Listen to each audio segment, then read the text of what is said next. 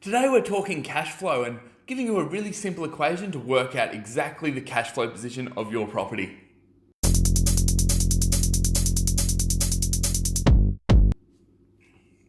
Thanks for tuning back in, guys. Today I want to run through in detail how to calculate the cash flow of an investment property and really break it down and give you a simple spreadsheet that you'll be able to download for free in the link below. You won't have to enter an email, it'll literally just be a direct download, so nice and simple, so that you can use that tool when you are looking at buying an investment property to really nut out the figures and give you a clear picture of exactly how much that property is going to cost you each year. Now, cash flow is only one segment of when you are investing in real estate.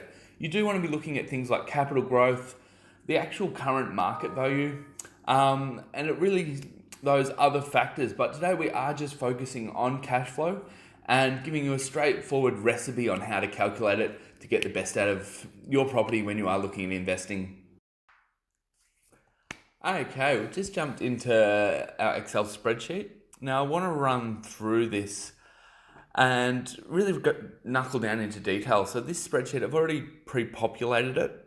But you can download it for free in the link below.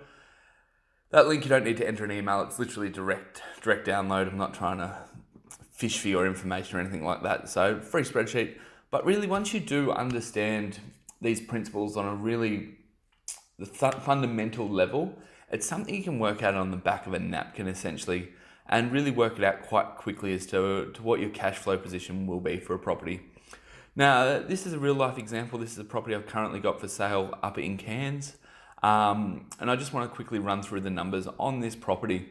So essentially, hypothetical purchase price of $235,000. This property is actually available currently, and that is the asking price. So obviously you try and negotiate a better deal on that. That's a topic for a whole nother video. But essentially a purchase price of $235,000.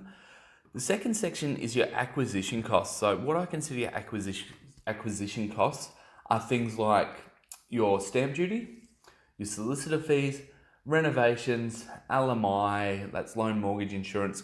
Those sort of things all come into play as your acquisition costs. So for this property, the stamp duty on a purchase of $235,000 is $7,200. You can literally just Google stamp duty calculator and it will come up. So $7,200 for your stamp duty. $1,400 is pretty typical for solicitor costs, and then there's about $5,000 worth of renovations that need to be done on this property to get it to a condition that you can tenant it out. So that breaks those acquisition costs down to about $13,000, and that obviously goes on top of the purchase price.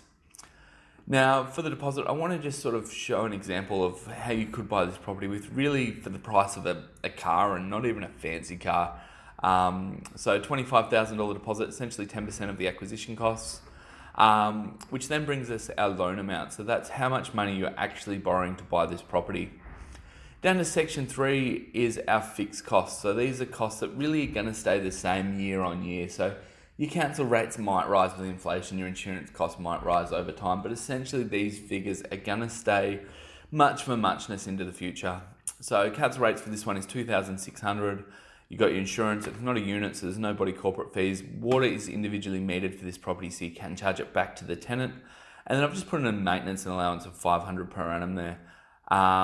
Depending on the property, that might be higher, that might be lower. If it's a brand new property, you might not be looking at any maintenance costs for well into the future. But essentially our fixed cost for this property is $4,650. Now this number 4, this section here, is basically covering off your borrowing costs. So most banks at the moment are offering interest rates for investors under 3.5%, but I put 3.5% here as it just gives us a bit of a guide. And then most banks now are offering like a finance package. That is, if you package a loan, they'll give you a bit of a discount, and they normally charge an annual fee. So most banks, Westpac, Commonwealth Bank, the big major players in Australia are charging around a $390 a year fee. But it does come with discounts and so on and so forth, and most people are packaging their loan. That's not a recommendation, that's just what I am seeing. Essentially that brings your yearly borrowing costs to $8,200. Now the reason I keep this separate to your fixed costs is because your borrowing costs are going to decrease year on year if you're paying down the loan. Also, they can be a bit more variable. So if interest rates drop, your borrowing costs are going to drop. If interest rates rise, your borrowing costs are going to increase. So I keep this section separate, and I'll refer back to why I keep this section separate a little bit later into this spreadsheet. Section 5 refers to the property income. So that's your weekly rent, which works out to be your annual rent, minus your property management fees. Now, depending on where you are, depending on the price point of the property, depending on the service, if you want a full service agency or a discount agency, will depend on what your property management fees will be. But in Cairns, typically they're around that 9% of the rental income. So that gives us our net annual rent. So our annual rent minus the property management fee of $17,000 for this property. Now, Section 6 and Section 7 of this spreadsheet are pretty much automatically populated now. Gives us our net rent as above of $17,000. Our fixed costs of $4,600. So they're the costs that really won't change year on year. Even if you own the property outright, your fixed costs are going to stay relative. Well, they will stay the same. Your borrowing cost, which is variable each year, and then ultimately your cash flow, your annual cash flow for the property. So this property is considered cash flow positive, borrowing 90% of the acquisition costs.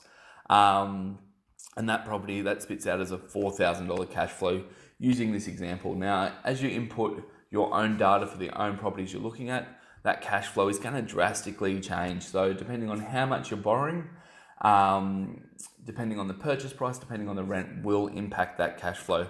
But if you stick the figures into this spreadsheet, it is going to stick you out a figure of what that property will either make you or cost you to own each year. So the fact that you're borrowing 90% of the acquisition costs and still getting a $4,000 return on this property, you be the judge, but I think it's pretty good.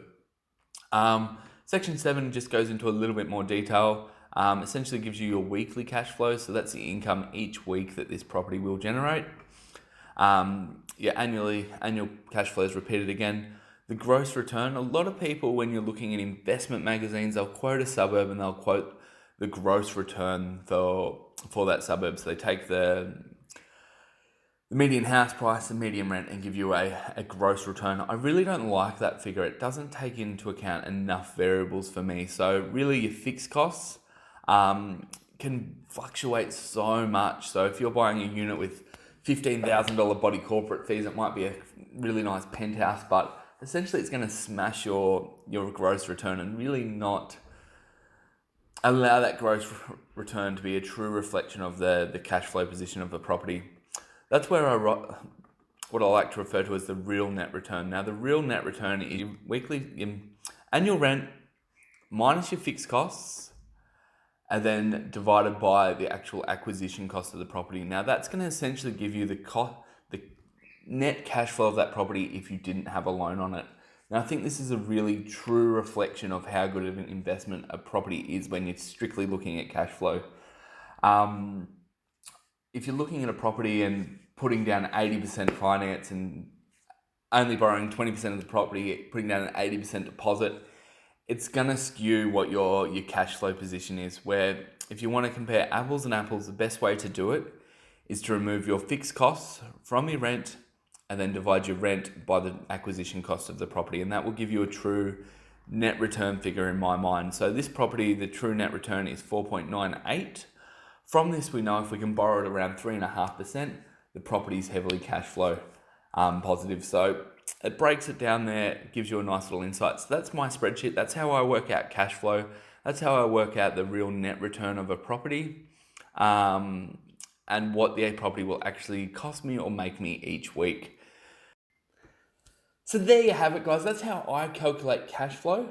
And as discussed, it really is only one section of the pie. Now, there's a lot of different ways you can make money through property, but I think understanding the cash flow position and how much a property will cost you or make you each week is crucial to successfully investing in real estate. If you have enjoyed this video, check out the duplex that me and my wife recently purchased. We really run through and break down why we thought this was a good buy, and we crunch into the numbers on that property. Thanks for tuning in, guys, and have a fantastic week.